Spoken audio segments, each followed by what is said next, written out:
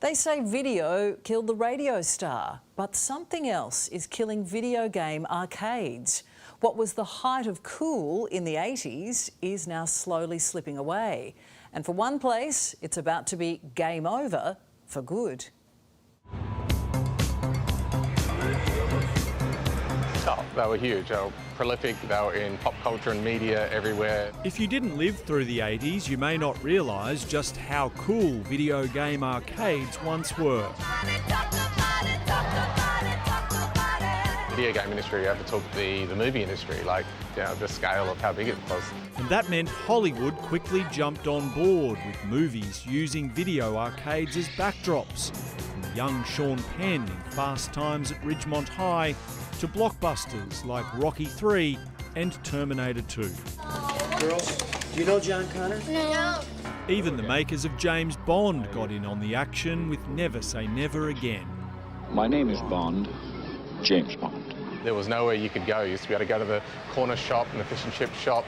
There were arcades around. Stephen Holmes loved them so much he's created the biggest collection of video arcade games in the Southern Hemisphere. The classic Space Invaders, this was one of the first video arcade games? Absolutely. So the first commercial success, I would say. This original unit, sourced from the US, was made in 1978. A game cost 25 cents, in American terms, a quarter. Stephen's One-Up Arcade in the Brisbane suburb of Morningside has a collection of more than 200 arcade games, including an immaculate selection of pinball machines. Well, when we're talking 80s, obviously Star Wars, huge. There was nothing bigger. There's few places in Australia that members of the public can play any of these, let alone choosing from such a vast collection. I knew it needed to have an impact and be kind of bigger than any arcade you've stepped foot in. And of course, no game was bigger than Pac-Man. So popular, it had its own range of breakfast cereal and pasta. Thank goodness for Pac-Man pasta. I've got a secret weapon today, Stephen. I've got my Pac-Man socks on. That's excellent. I was no match for Stephen on Pac-Man, but for anybody who grew up in the 80s or 90s, this place is like letting a kid loose in a candy store. In the 90s, my brother owned a fish and chip shop, so on the school holidays, if we went there and slaved over the deep fryer for a couple of hours, our reward at the end of that would be a couple of games of this. A bit rusty, but still a lot of fun.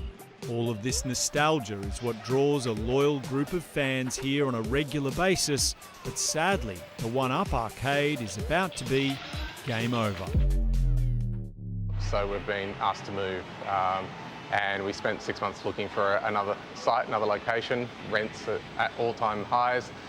There just wasn't a financially viable path forward. COVID turned video arcades into ghost towns, but Stephen survived. Rent and electricity costs are massive outlays, pushing all of the last remaining arcades to the wall.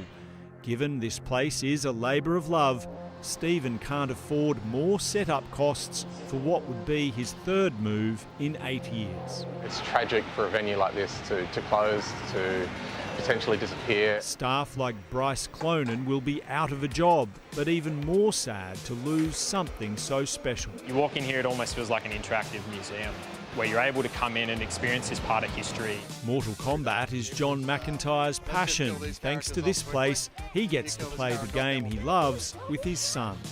How are you feeling about the prospect of this place closing? It's actually gut-wrenching, to be honest with you. It is going to be very sad to see it go because, let's be honest, there's not one of these around the corner. The really sad part is that playing video games like these are better for kids' social skills and less addictive.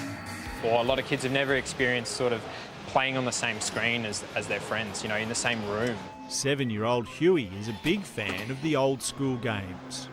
What do you like about it? I like how it's has so many games and they're very easy to play. But all of this will be broken up and sold unless a passionate and wealthy arcade game fan comes forward. Yeah, the best outcome would be that if the arcade in this collection could live on in some way, to be enjoyed by people still. Such great games, and if you want to relive your childhood, you only have until the 4th of May to play them before the arcade shuts down.